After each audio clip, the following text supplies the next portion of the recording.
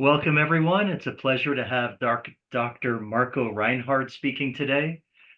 He received a doctorate at the EPFL in Switzerland. He came to SLAC in 2014, working with Kelly Gaffney's group, and then about 5 years later moved over to SSRL, where he is specialized in time-resolved work at SSRL, including the synergies between time-resolved work at SSRL and time-resolved work at LCLS.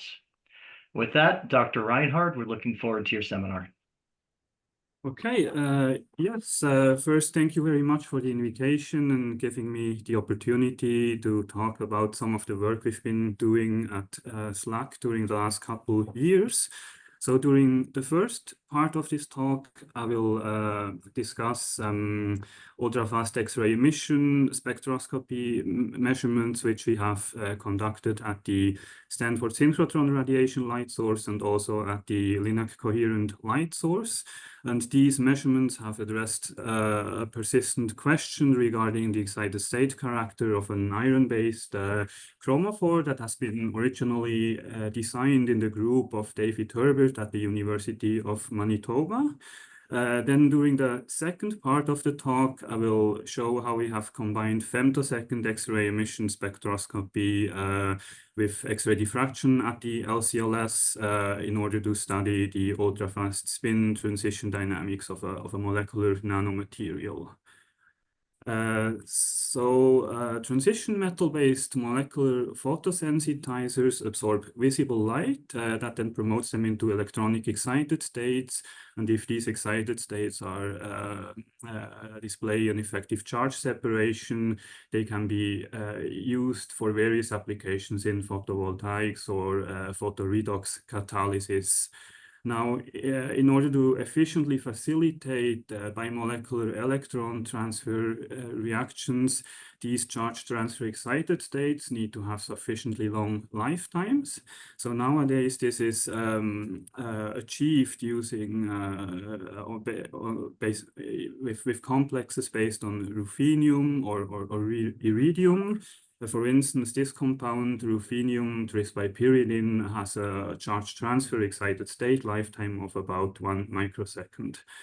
However, due to the scarcity of these elements, it is desirable to replace these photosensitizers by alternatives based on more abundant elements. And due to its abundance and also non-toxicity, iron is a particularly attractive choice. However, when simply replacing the ruthenium by the iron in this compound, the charge transfer excited state lifetime decreases drastically by several orders of magnitude, and this really highlights the challenge associated with the design of these earth-abundant metal-based photosensitizers.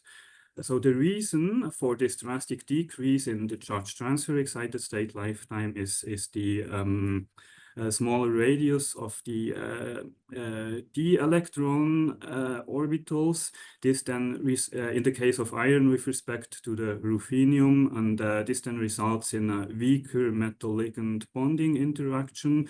And as a result, the ligand field splitting that splits the metal d orbitals in the presence of the ligand field into here I use octahedral symmetry labels T2G and EG star subsets. This splitting is then weaker in the case of iron, and this leads to the presence of low-lying metal-centered excited states.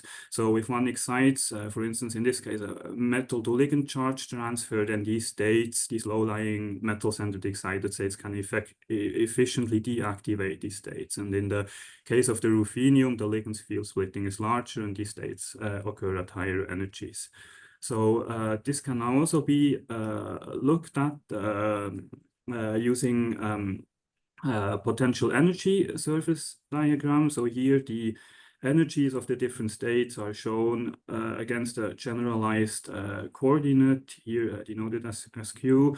And for iron tris bipyridine, if this charge transfer excited state is excited, then it gets deactivated really quickly into this quintet metal-centered excited state that then shows a 700 picosecond lifetime until it recovers the electronic ground state.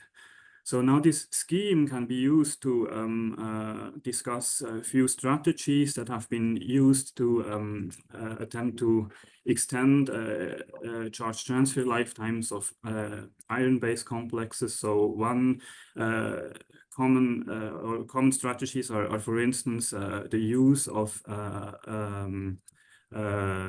strong sigma donor or pi acceptor ligands to increase the ligand field splitting, and this then destabilizes the metal-centered excited states. And as can be seen from this sketch, this might introduce activation barriers towards the formation of these metal-centered excited states, and therefore extend the lifetime of the charge transfer excited states. So this has been applied, for instance, to cyanide mixed ligand compounds where lifetimes in the tens of picoseconds range were observed, or for iron carbene compounds where the lifetimes extend up to half a nanosecond. So a different approach was then introduced by the group of David Herbert in 2019. They have combined the iron site with two tridentate ligands.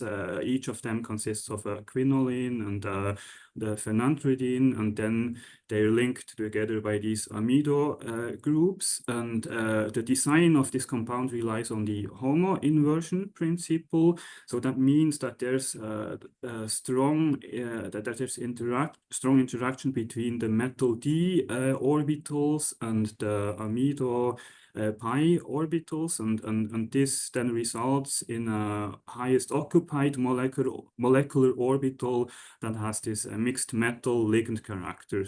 So this enhancement of the ligand character in the HOMO then results in strong visible light absorption, as can be seen from the UV visible spectrum, and this is really desirable for photosensitizer applications. And also, so if we now consider the HOMO-LUMO transition here, that's represented by this red arrow, that effectively depopulates a pi star antibonding molecular orbital, and one might expect that this shortens the iron-nitrogen distance along this axis. This was then indeed confirmed by the DFT calculations and also X-ray diffraction work. And if we now look at the consequence in this potential energy surface diagram, here the horizontal coordinate is chosen as the average metal nitrogen bond length, and such a contraction of the iron nitrogen distance then corresponds to a horizontal shift in that diagram. Now, generally for the metal-centered excited states, due to the population of antibonding orbitals in the triplet and in the quintet states, these potential energy surfaces are displaced towards the right in this diagram, and it can be seen that this in principle introduces an activation barrier that could effectively stabilize this pi antibonding to ligand charge transfer excited state. Based on this, one might expect an extended lifetime, and in principle, one of the most common techniques to assess electronic excited state dynamics is then visible transient absorption spectroscopy, and this is what has been done by the Herbert group. So it is uncommon to look at the photoinduced change between the pumped and the unpumped signal, and when they looked at this different signal, they found that this decays on a time scale of about 3 nanoseconds. now, in order to verify whether this 3 nanosecond lifetime actually corresponds to a charge transfer excited state, they looked at electrochemically generated marker signals. So here, for instance, the red curve corresponds to the difference one obtains from the 1 electron reduced species, so that simulates the presence of the electron in the LUMO, and then analogously one can get the a different spectrum associated with the 1 electron oxidized species that represents the hole in the HOMO. If they sum up these contributions, they get the black curve, and this compares quite well with the measured difference signal. And based on this, it was concluded that this system indeed shows a charge transfer excited state with a 3 nanosecond lifetime. However, something that was a bit counterintuitive was the use of pi donor amido ligands, because in principle that's supposed to weaken the ligand field, but one can then argue that the increased the strong covalency in that system effectively counterbalances that effect, such that the ligand field is actually not it doesn't significantly decrease in this case. But nevertheless, due to these questions, we then started looking into the possibility whether this different signal could actually also be explained by a metal-centered high-spin state. And so for this purpose, the Herbert group has then synthesized a high-spin model compound. This was done by attaching these methyl groups to the tridentate ligands, and this should, in principle, introduce steric constraints between the ligands, and therefore geometric distortion that reduces the metal ligand orbital overlap and therefore stabilizes the high-spin ground state. So using various characterization techniques, this high-spin ground state was then established. And when they looked at the resulting difference spectrum, it can be seen that this also reproduces the transient absorption data quite well. So based on this, the possibility of a high-spin state cannot be excluded, and this really shows that in this case, visible transient absorption spectroscopy was inconclusive.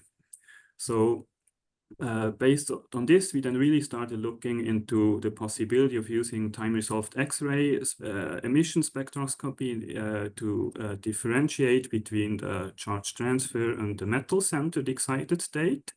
And so the first measurements we did were done using our recently developed high repetition rate picosecond time-resolved X-ray spectroscopy setup at the SSRL. So this setup is located at beamline 15.2, and it has recently become available for external user operation. So the energy range for time-resolved measurements is about 4 to 18 kV, and setup hosts an ytterbium-doped fiber laser that can be used to photo-excite the samples. So far, we have focused on liquid phase chemistry measurements using a recirculating liquid jet system, and the X-ray signals are then detected using avalanche photodiodes, and in the case of X-ray emission measurements, we use a Johann-type spectrometer with 7 analyzer crystals. So now non-resonant X-ray emission is a two-step process that starts with the creation of a 1s core hole, and this can then be filled through relaxation from either the 2p level, which gives rise to the K-alpha fluorescence lines, or from the 3p level, which gives rise to the K-beta main lines, but then fluorescence can also occur from the valence levels. So very often in time-resolved studies, the K-beta main lines are used to the high sensitivity to the local spin. And this is also what we have done in this case. So that's why I will focus on a very brief description of these emission lines and the main features we have used to interpret our time-resolved data. So generally, the shape of the K-beta mainline is governed by the exchange interaction between the 3p and the 3d electrons. So this plot shows a series of different of spectra for different reference compounds with different nominal spin state.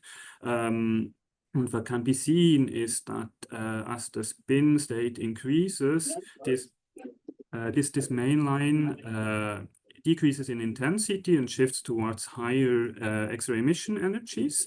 And then at lower emission energies, there's this shoulder that develops. This is called the K-beta prime feature, and it arises from a spin flip in the 3p orbital. So now we have measured the ground state spectrum for the iron amido compound, and then also the synthesized high spin model. And as expected, we observed this decrease in the mainline and the shift towards higher energies for the high spin compound, and then also the increase of the K in the region where we see the K beta prime feature. So with this, we then did our time-resolved measurements at beamline 15.2. And so first we fixed the time delay to 60 picoseconds. And so the red curve here represents the difference, the photoinduced difference signal at 60 picoseconds. And that's the case in both the top and the bottom figure here. And then in the top figure, this difference spectrum is compared with a high spin model. That's essentially the difference of the measured ground state spectra for the high spin model compound that is synthesized and the original iron amido compound. And the lower figure then the black line then represents a charge transfer model that was constructed by using a ferric S equals 1/2 species and then take the difference with respect to the ground state spectrum. And based on this comparison, it can be seen that these mainline measurements really support a high spin model rather than the charge transfer model, and we then fixed the X-ray emission energy to that negative feature observed in the difference and looked at the time dependence, and then we found that this signal decays with a fitted time constant of about 3 nanoseconds, which is consistent with what was observed in the optical transient absorption measurement. Now we have also complemented these measurements with time-resolved measurements in the valence to core X-ray emission region. So these emission lines can provide complementary information, in particular structural sensitivity.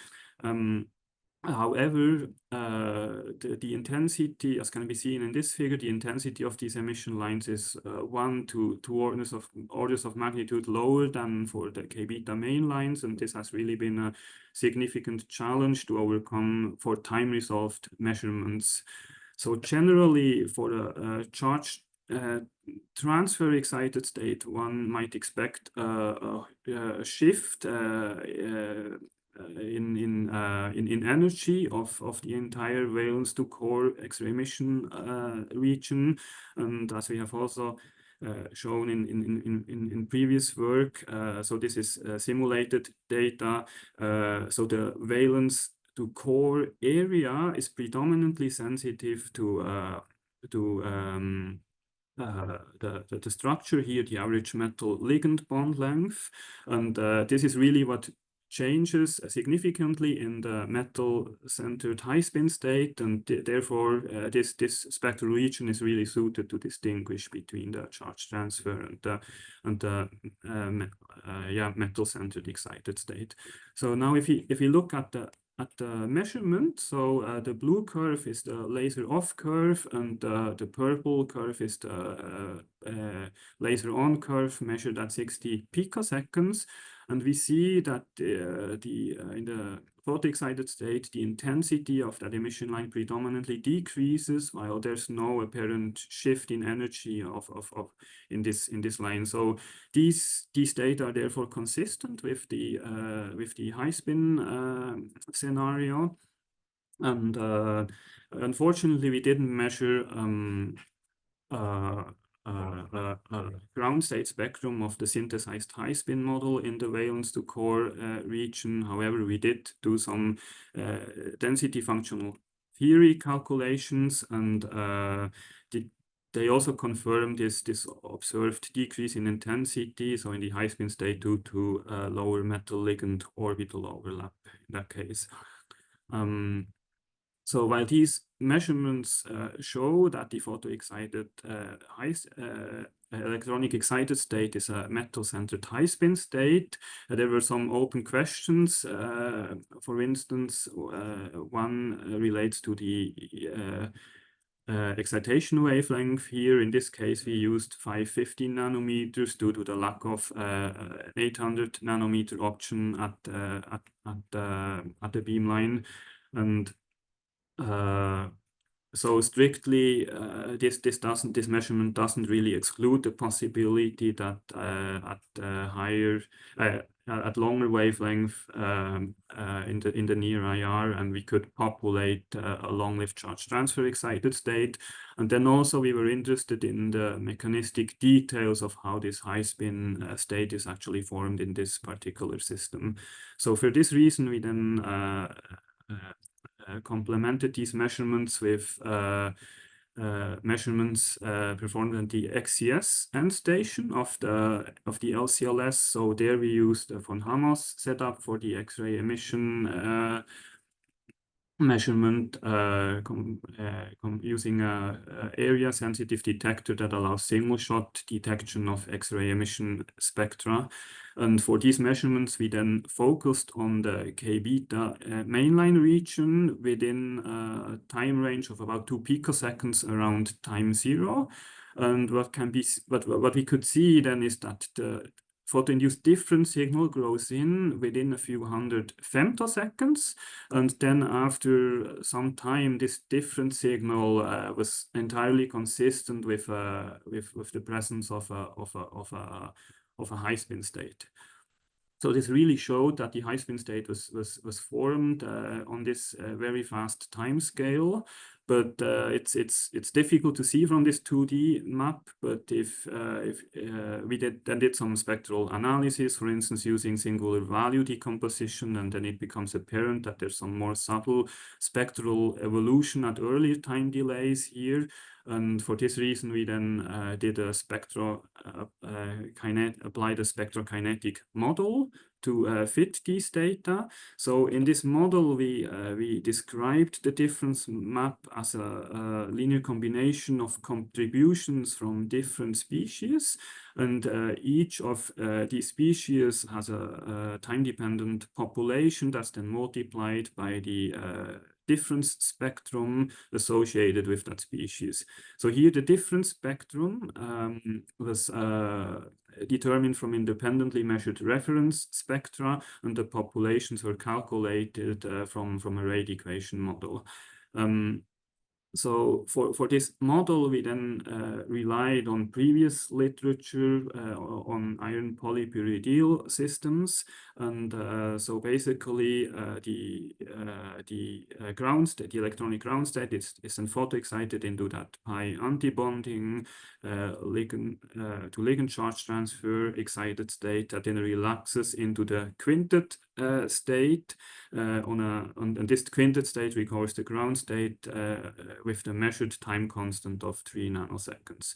So one often debated point is the involvement of a triplet metal-centered excited state in that relaxation cascade, and which is why we then consider two different options, one that includes the triplet metal-centered excited state and one that ignores it. When we did the fit, we found that the model without the triplet metal-centered excited state is sufficient to describe the data. And the resulting time-dependent populations are then shown here. So the blue line represents the charge transfer excited state, and it can be seen that it really decays within on the order of 150 femtoseconds. So now, as a limitation of this analysis, this really only means that the lifetime of the triplet metal-centered excited state has to be much shorter than the lifetime of this charge transfer excited state. So in order to explain that the absence of any measurable population buildup, but however, this triplet state could still be mechanistically significant. And in fact, these previous measurements on iron polypyridyl systems are strongly in favor of the presence of such a triplet state, and it really remains an open question whether here the increased covalency of this iron-amido compound can significantly alter this relaxation cascade. So with this, I would briefly like to maybe summarize this first part. So the main goal is really to use X-ray emission spectroscopy to unambiguously assign the nature of this long-lived excited state in the iron-amido complex. So these complexes really display panchromatic absorption and nanosecond excited state lifetimes based on optical measurements with combined with spectroelectrochemistry. It was then concluded that this supports a long-lived charge transfer excited state. However, the synthesis of a high-spin model and time-resolved X-ray emission measurements at the SSRL and the LCLS then led us to reassign this excited state to a quintet metal-centered excited state. So the charge transfer excited state really decays within 150 femtoseconds approximately. And I think in summary, this really demonstrates that X-ray emission spectroscopy is suitable for reliable assignments of excited state character in such systems. Yeah, I guess it's maybe a good point to stop and have some questions. Excellent, because we have some questions. I'll ask a brief one, and then Yulia Pushkar is next. The 7 analyzer spectrometer, is that 1 meter or half meter optics? That's one meter. Okay, all right, got it. That's fine. That's better for energy resolution, so that's okay. Yulia, you had a few questions? Yeah, I tried to put them in the chat. So one is very early, I think it's like slide number 4. Where the potential energy curves are kind of shown. Yep, here. So basically, like you see, you have one case versus the other case. A priori, because those molecules are not that big, yeah. A priori, when you're kind of designing this molecule, can you already do calculations and say the molecule will be like a top case or bottom case, or you really have to make a molecule and fully characterize it before you know?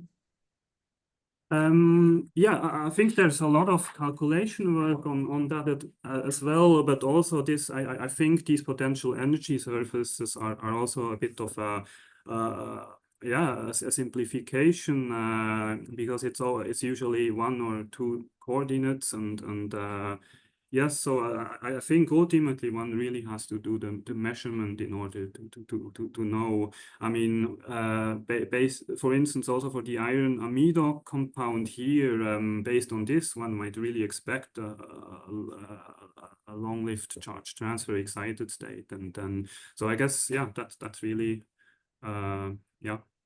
So basically, DFT or whatever other techniques are not good enough to predict. Otherwise, like you can do this, like, you know, artificial intelligence design or whatever, machine learning design, and then, you know, select from like thousands of molecules, one molecule which should be made if like you can compute them.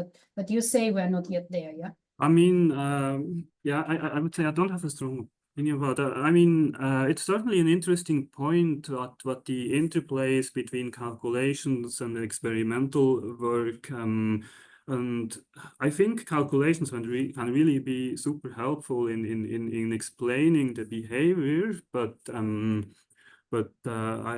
still believe at this point that we really need the experiments to really verify what's happening. Yeah. Okay, and another one is like very technical, where you first showed KB13 line on high spin versus low spin experimental data. Yep, here. So the question between blue curve and green curve at the bottom, is there any special renormalization here? How do you know the relative intensities of those two spectra? Yes. So usually, all these spectra are normalized to the total area. That's also done during the time-resolved experiments, and yeah. So then because it's predominantly, if you go from the low spin to the high spin, so it's predominantly a redistribution of intensity. So the area shouldn't really change. Yep, thank you. Okay, and we have one last question. I'll read to you. The question is, when you turn off the laser, can the excited high spin state relax back to the ground state low spin? And do you recover the same spectrum from before the pulse, or do you see beam damage?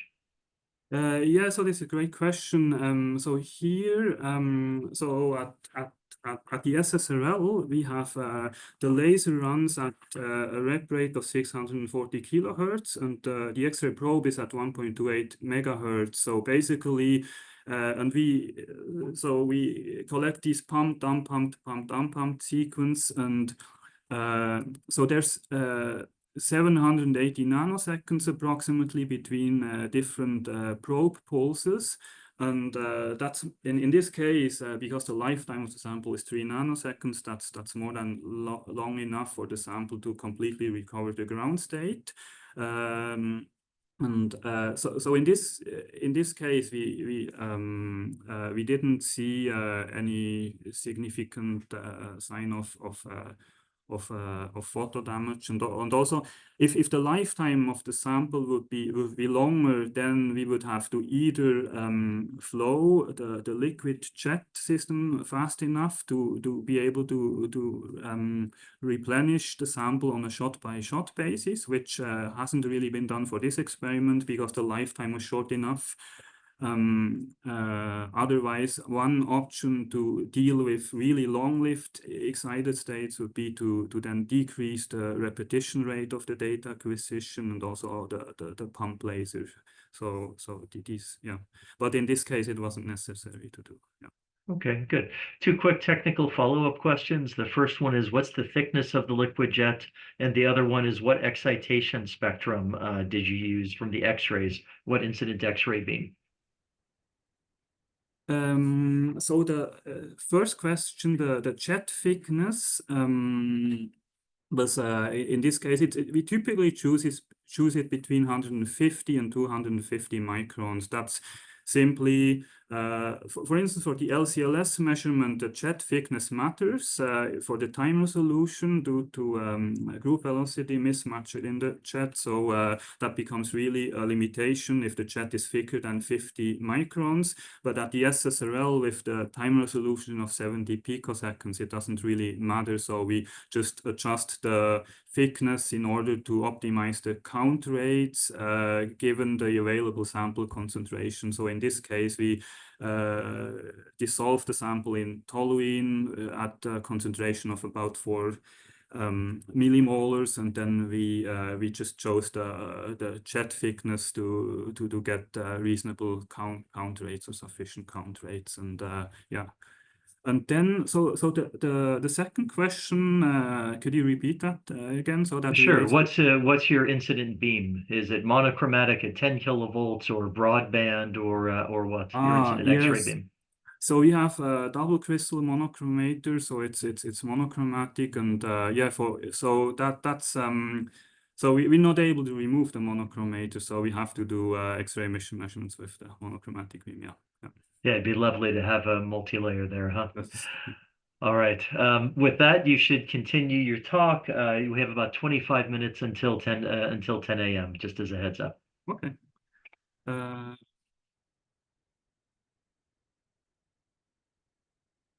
Yes, so in this second part, I would like to change the perspective a little bit. So during the first part, we mainly focused on strategies how to avoid light-induced excited spin state trapping.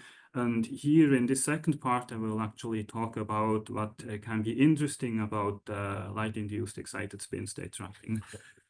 So spin crossover is really a molecular phenomenon, and as such, it can be studied in isolated molecules in solution. However, if these compounds are then embedded in molecular crystals, it is impossible to use an external stimulus such as temperature, pressure, or light to switch these molecular crystals between their low spin and high spin states. And the associated changes in mechanical, optical, electrical, or thermal properties then gives rise to various applications in fields such as microelectronics, photonic devices, or mechanical actuators. So if such a molecular crystal is photoexcited, photon absorption occurs at random lattice sites, and due to the population of antibonding orbitals in the high spin state, this results in a significant expansion of the molecular volume, and this expansion then triggers a stress-strain response in the lattice and leads to lattice expansion. So if the initial excitation is weak, then we can consider a situation where these photoexcited high spin sites are then predominantly surrounded by low spin lattice sites, and these low spin lattice sites then exert a positive pressure on the high spin site, which destabilizes the high spin potential energy surface with respect to the low spin surface. And this then really promotes relaxation of this high spin site back to the ground state, and eventually the low spin phase of the crystal will recover. So in the case of strong excitation, the density of the initially photoexcited high spin sites is higher, and after lattice expansion, this then can lead to the following situation where the residual low spin sites are predominantly surrounded by high spin lattice sites, and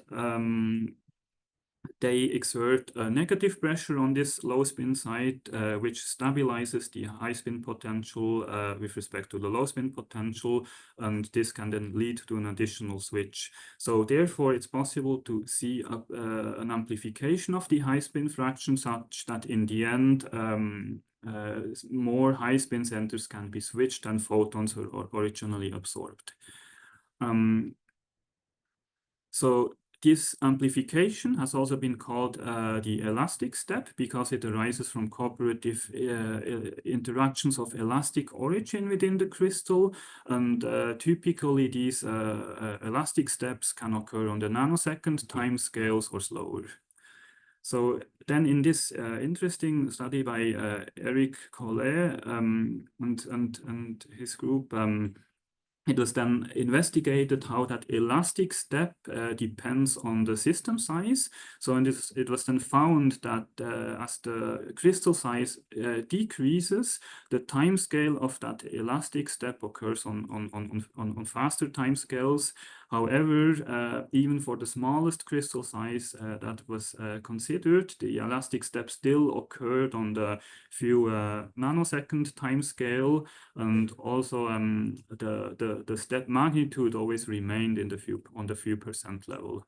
So based on this, in this project, we were then really interested in addressing the following questions. So first, we wanted to know what are the achievable elastic switching time scales upon further size reduction. And second, is it possible to achieve a complete spin transition with a single femtosecond excitation pulse? And if yes, what are the rate limiting factors of such a transition? For this reason, we then synthesized 10 to 50 nanometer long iron triazole polymeric nanorods. So these nanorods extend so the polymer chains extend along the B direction, and these chains are then stacked along the A and C directions. We then dispersed these particles in ethanol and brought them to the XES end station at LCLS, where we did a combined femtosecond X-ray emission and diffraction study. So for the X-ray emission, we used a similar setup as previously discussed for the iron amido compound. Then we also looked into the X-ray scattering that was detected in the forward direction using an area-sensitive detector. So because these particles were suspended in ethanol at relatively low concentrations, it was not possible when looking at the total scattering signal to see distinct features associated with Bragg reflections of these particles. However, when we looked at the photo-induced difference maps here shown as a function of the time delay and momentum transfer, then we could see sharp features which are really consistent with changes in Bragg reflections of these particles. With this, I would briefly like to summarize the X-ray emission results and then show the results obtained from the X-ray diffraction. So for the X-ray emission, we applied a similar methodology as previously shown for the iron amido compound. So we measured 2D maps as a function of time delay and X-ray emission energy. And then we used independently measured reference spectra to fit these 2D maps and extract the time-dependent high-spin fraction. So this was then done for a range of different excitation fluences. And what changing the fluence does is it changes the amount of, so the density of injected high-spin sites in these particles, and therefore the amount of photo-induced strain and thermal excess energy within the particles. So this figure shows the high-spin fraction as a function of the time delay for the different fluences. And the first thing we could see is that for all these fluences, we see a molecular step, an increase in the high-spin fraction that occurs within approximately 150 femtoseconds, and this is really due to light-induced excited spin state trapping that injects these high-spin sites. So the magnitude of that step is linear in excitation fluence approximately, which is what we expect. Then at the lower fluences, you can see an incubation period during which this high-spin fraction doesn't significantly evolve. And then at later times, it starts growing again, but this time a bit more gradually. At the lowest fluences, this incubation period extends up to a few tenths of picoseconds, but if the fluence is increased, this incubation period then shortens, and at the higher fluences, it disappears completely.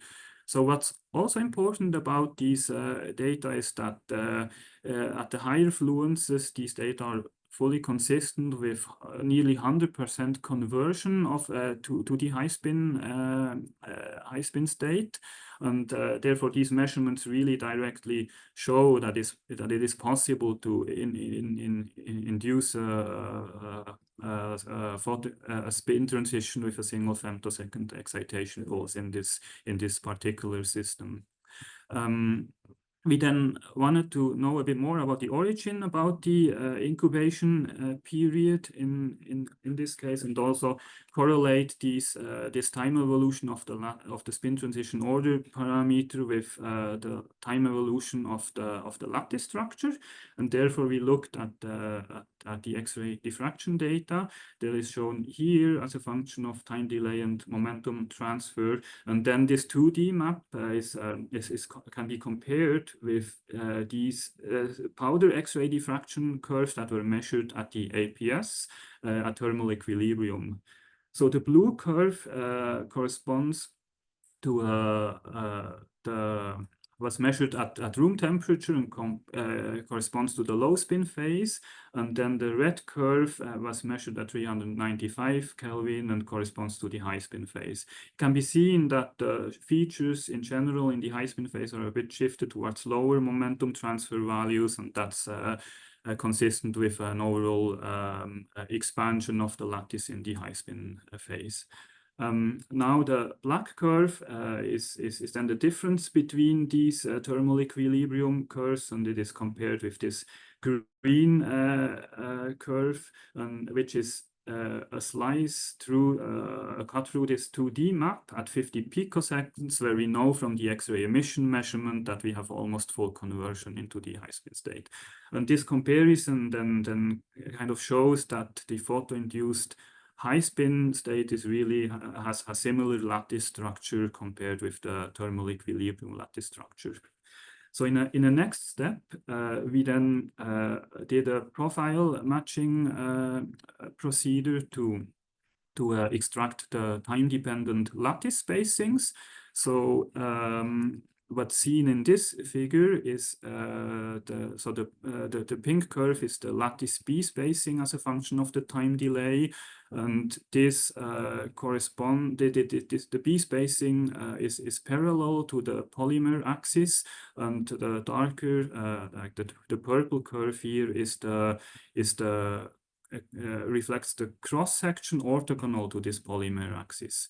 And what can be seen from the time evolution of these parameters is that even though the light-induced excited spin state trapping occurs within 200 femtoseconds, here the lattice response occurs on a significantly slower time scale. So along the orthogonal to the polymer chain, the lattice expands within 1.5 picoseconds, and then the chains start elongating within approximately 4 picoseconds. And then what can be seen here during the first 20 picoseconds is kind of an overdamped briefing response as a result of as a response to the photodoping process.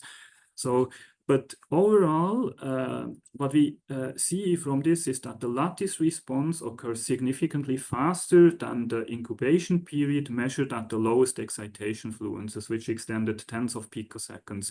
And based on this, we can conclude that the lattice response to the photodoping is not the rate-limiting step of this spin transition. So, in a next step, we then looked at the temperature increase of the bulk solvent. This is shown here, and based on this analysis, we then found that only about 25% of the thermal XS energy that was deposited in the particles actually dissipates into the solvent within the first 100 picoseconds. And that means that really during this photo-induced phase transition, spin transition, most of the thermal excess energy actually remains trapped within the particles and therefore contributes to lattice heating. So with this, based on these results, we then came up with the following mechanistic picture for this photo-induced spin transition. So on a molecular level, within the first 150 femtoseconds, we observe this sharp increase in the high spin fraction, and then the lattice response takes place in about 5 picoseconds. Now, in order to describe the spin transition at the material scale, we considered Gibbs potential that is reshaped by the photo-induced strain and thermal excess energy. And so this is visualized on the left side here. So in the case of low photodoping, the photo-induced strain, which is represented by this light blue vertical arrow, this then destabilizes the low spin state and stabilizes the high spin state, but there's still this barrier due to the elastic energy in the system that prevents the system from relaxing into the high spin phase. And this then really gives rise to this incubation period. And in this case, what's needed is that is lattice heating that further deforms this Gibbs potential until the barrier disappears completely, and this phase transition can then proceed. Now, if we increase the photoinduced strain, then that results in a stronger distortion of the Gibbs potential, and the barrier is lower, and therefore less lattice heating is needed in order for the transition to proceed, and that's why the incubation period then shortens. And at some point, if the photoinduced strain is sufficiently high, the barrier disappears completely, and which we can see in the disappearance of the incubation period here. So so with this, I would also briefly like to summarize, conclude what we learned from this project. So the main goal here was really to investigate the photoinduced spin state switching at a really small, at a 10 nanometer scale.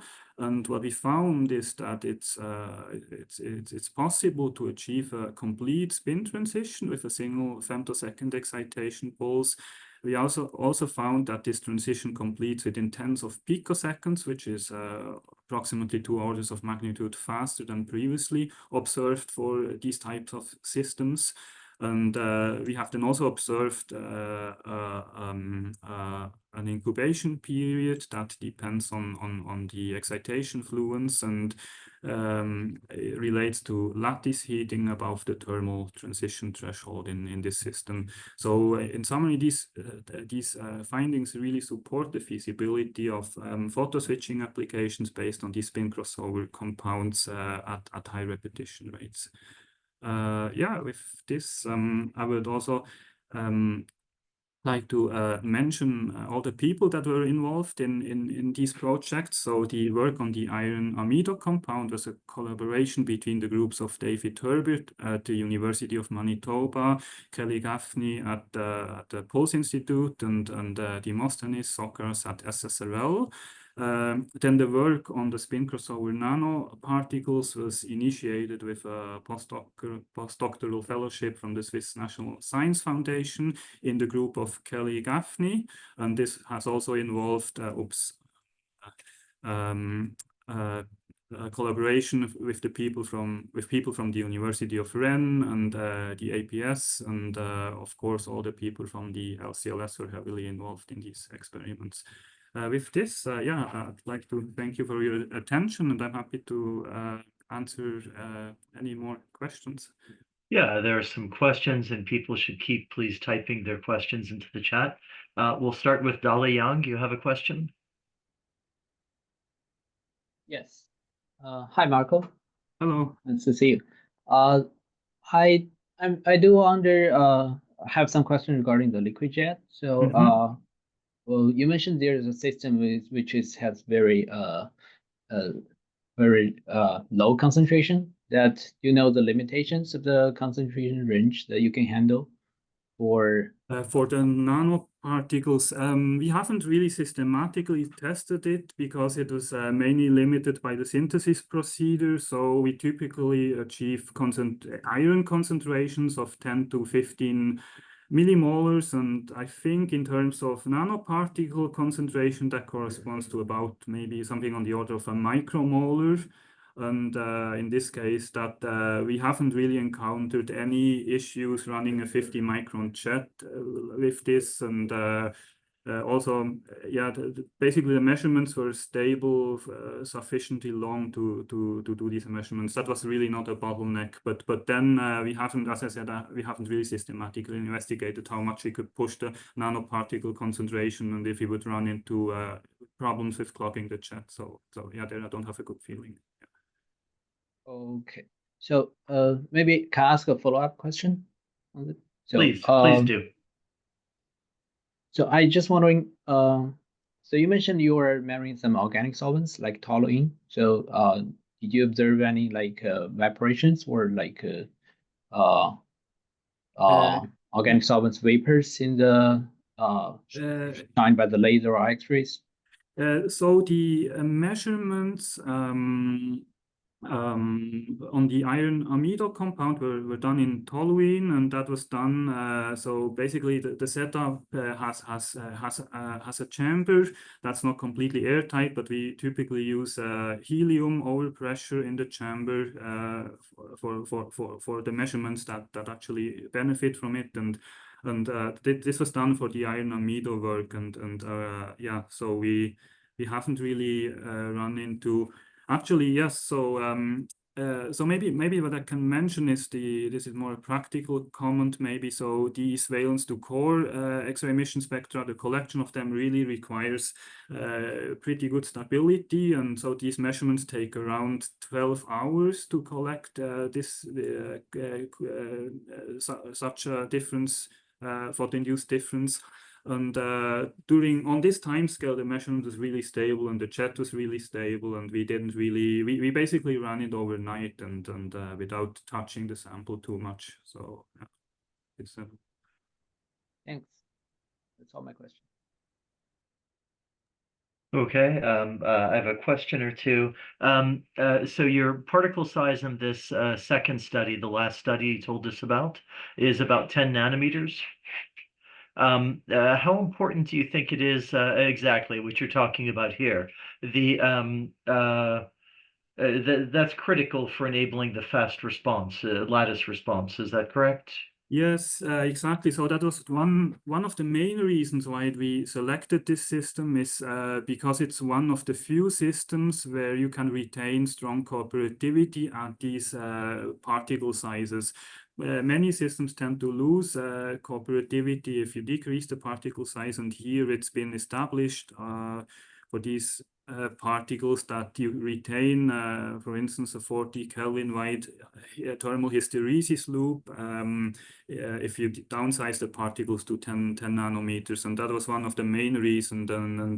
And so then it really becomes, and I guess one of the questions we had originally was also, does the elastic step really occur simultaneously with the lattice expansion, or is there actually delay, as we then found due to this incubation period, and therefore typically strain wave propagation velocities are in the range of a few, maybe let's say on the order of 3 kilometers per second in these systems, and based on this, just based on the system size, one can anticipate what the approximate time scale would be, and therefore this was an interesting system to study, like on these few picosecond time scales. Yeah. Okay, it just is something I didn't understand well about it, about this. You're pumping with the laser, you're causing a low spin to high spin transition with direct photo excitation, yes?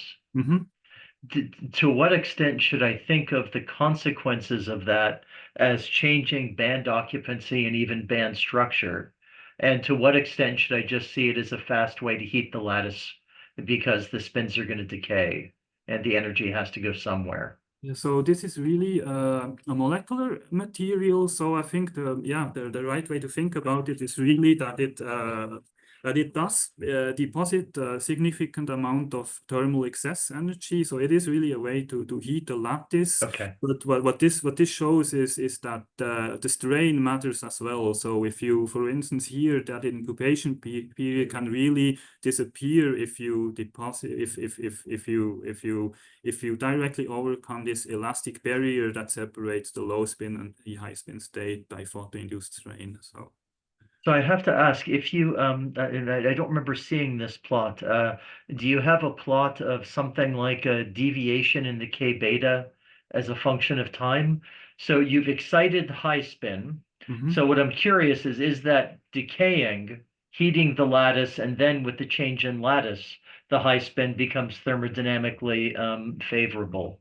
Or is it persistently high spin and the lattice is slowly, help me a little. Yeah, so this is shown in these curves, I guess. So the high spin Oh, fraction very flat. really, I see. yeah, it's really flat. And I see. I I mean, see.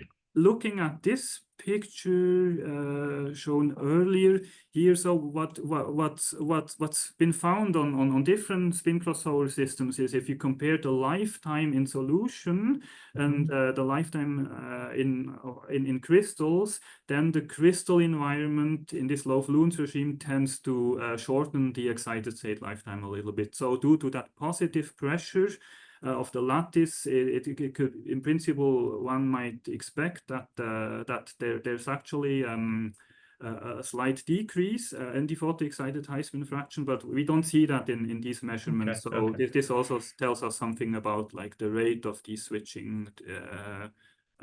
Yeah. So this feels much more electronic to me rather than inherently electronic, rather than using the electronic excitation to heat the lattice, right? Because your energy is largely going into the low spin to high spin transition, but that's persistent. So I mean, we use 266 nanometers, and if you look at what's the amount that's of energy that's available actually to heat the lattice, even if you consider the low spin high spin difference, so that's actually not that much compared to the excess energy you put into the system.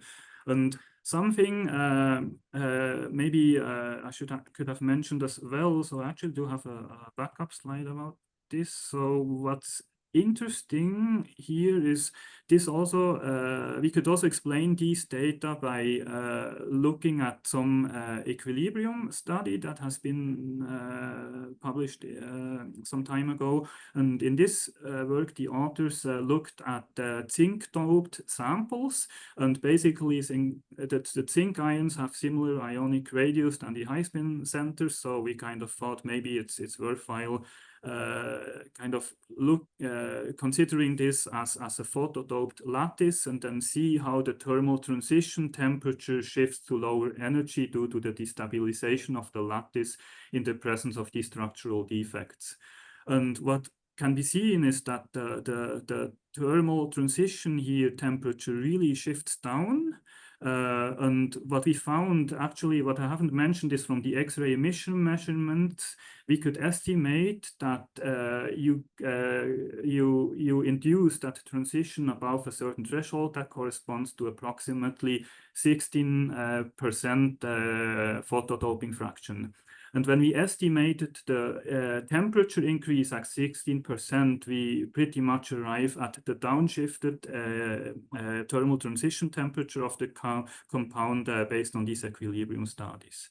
And then even the second threshold that occurs at approximately 60%, where the incubation period disappears completely, that can be explained by seeing how much photodoping you would need in order to downshift that transition temperature to room temperature. And that really agrees with our data. That's why we were fairly also confident that this is the right way to think about it. Very interesting. Very interesting results. Terrific talk. Thank you very much. And thank you everyone for coming today. The next talk is concerning a beamline at ALS, and advertisements will go out for that in a few weeks. I hope everyone enjoys Halloween today, if they have children and are celebrating. And with that, I'll stop the recording. Thank you very much.